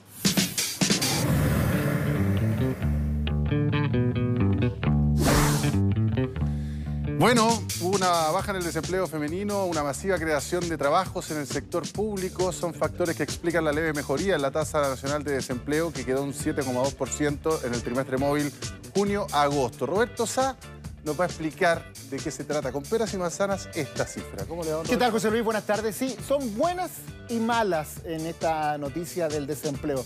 Buenas porque baja el desempleo, eso siempre va a ser bueno. Baja levemente, pero baja. Buenas también porque una de las razones por las cuales baja el desempleo es porque disminuye el desempleo femenino, claro, que había estado muy alto, llegó a niveles de 8% el promedio del desempleo femenino y ahora ha disminuido un poco eso. Hay creación bien interesante en algunos rubros que antes eran muy dominados por los hombres, como por ejemplo la construcción, están entrando fuerte las mujeres y eso es una buena noticia. La mala noticia es que principalmente los nuevos empleos vienen por rubro más bien o puestos de trabajo nuevos en el sector público, pero poco en el resto de la economía. O sea, la economía chilena sigue con una creación de empleos bien baja que alcanza a contrarrestar las personas que están entrando a trabajar. Ahí claro, principalmente muchas personas extranjeras que están llegando a nuestro país. Ha aumentado la fuerza de trabajo, o sea, la cantidad de personas que se deciden a entrar a trabajar. Y entonces, esto entonces no ha hecho que la tasa de desempleo baje del 7,2%, se mantenga en ese nivel, que es un nivel un poco alto. Ahora, si miramos la mitad del vaso lleno, al menos la economía está logrando absorber a la gente, sí, absorber, que entra a trabajar, que es bastante. Porque por otro lado uno podría pensar con todos esos factores, el desempleo se podría haber disparado. Claro. Sí, también es otra mirada. Vamos entonces con la portada de con peras y manzanas para explicarle más en detalle lo que ha ocurrido con esta noticia que ha entregado hoy el Instituto Nacional de Estadísticas, el INE, con las mujeres. Portada, mujeres trabajadoras que han sido claves para que el desempleo nacional tenga una disminución. Leve disminución, pero disminución al fin y al cabo. Vamos con los números, señor director, por favor. Retiramos esta portada para ver más en perspectiva qué es lo que ha ocurrido con esta noticia del desempleo entregado en el último trimestre. Veamos. El mismo trimestre del año pasado, o sea, junio-agosto, pero del año pasado, el desempleo era 7,3%. De ahí logró aflojar un poco, este año, julio-septiembre, 7,1, 7,1, 7,1 nuevamente, en mayo-julio 7,2 y ahora 7,2%, o sea, hay una baja de 1/10 respecto de hace un año, que es la forma válida de ver si el desempleo sube o baja, porque si uno lo ve en comparación al trimestre anterior, ahí puede ver lo que es la estacionalidad, ¿no es cierto? Y ahí eso puede confundir las cosas. En un año, 1/10. Vamos con la otra gráfica. Porque de repente, por ejemplo, es periodo de cosecha agrícola y hay más trabajo. Exactamente. O el invierno que genera menos empleo, qué sé yo. Exactamente. Por eso la mirada es en un año. Si sube, baja, en un año. Y esto es interesante. Aquí está el desempleo femenino. Aquí lo puse ya en los últimos trimestres, ¿no? Miren cómo estaba en marzo-mayo de este año, 8,2%, y de ahí empieza a disminuir, 7,7 en abril-junio, 7,6 mayo-julio y 7,5 ahora en junio-agosto. Este es lo que ha entregado hoy día el INE. El desempleo femenino a nivel país está en 7,5, de todos modos, por encima del promedio, que es 7,2%. Claro. Y la otra gráfica, yo aquí también indicaría algún elemento negativo dentro de esta noticia del desempleo, que es lo que está ocurriendo en la región metropolitana, con una tasa de desempleo bien alta. Y eso es preocupante porque la región metropolitana concentra el mayor número de trabajadores del país y tiene una tasa de desempleo alta. Aquí lo estamos viendo. Valparaíso sigue siendo la región más complicada con el desempleo, una tasa de 8,8 regional. Luego viene la metropolitana con un 7,9, una tasa alta. Aquí está la mayoría de los trabajadores, 7,9. La región de O'Higgins, 7,8. Biobío, 7,2. Y Araucanía, 7,1. Estas son las 5 regiones con la tasa de desempleo más alta del país, pero insisto, 7,9 en la región metropolitana. Habló del desempleo a nivel nacional el ministro de Hacienda, lo pasamos a escuchar. Es una noticia positiva, pero nos queda mucho trabajo por hacer en materia de mercado laboral, porque en una economía que vamos a ver en el segundo semestre está empezando a crecer más, nosotros esperamos mejores cifras que este 7,2. La buena noticia es que tenemos una creación de casi 130.000 empleos, es que tenemos una baja importante en el desempleo femenino. Ahí está, lo resalta el ministro de Hacienda, la baja en el desempleo femenino como una de las noticias económicas. Para cerrar, José Luis, el Instituto Nacional de Estadísticas también entregó otros datos generales de la economía. La minería se ha recuperado, la industria manufacturera vuelve a caer, esto en el mes de agosto, y todo indica que vamos a tener un IMASEC de agosto entre 2,5 y 2,9%. Y aquí un dato. Habitualmente el Banco Central, históricamente el Banco Central ha entregado la cifra de crecimiento mensual, el IMASEC, Índice Mensual de Actividad Económica, los días 5. A partir de este mes se adelanta, debuta el día 1, o sea, mañana el Banco Central va a entregar la información del desempeño económico del país de agosto. Mueven más rápido las estadísticas que se dio y a partir de ahora todos los días 1 de cada mes se va a conocer el desempeño de la economía. Así que mañana vamos a estar atentos a esa noticia del desempeño económico en el mes de agosto. Pues lo esperamos aquí con Pere y Manzana para que nos explique mañana. Exactamente una edición especial. Así es. Para bien o para mal. Ajá, sí, ahí vamos a ver. Entre 2,5 y 2,9. Ojalá que esté más cerca del 2,9. Ojalá. Con Pere y Manzana, José Luis.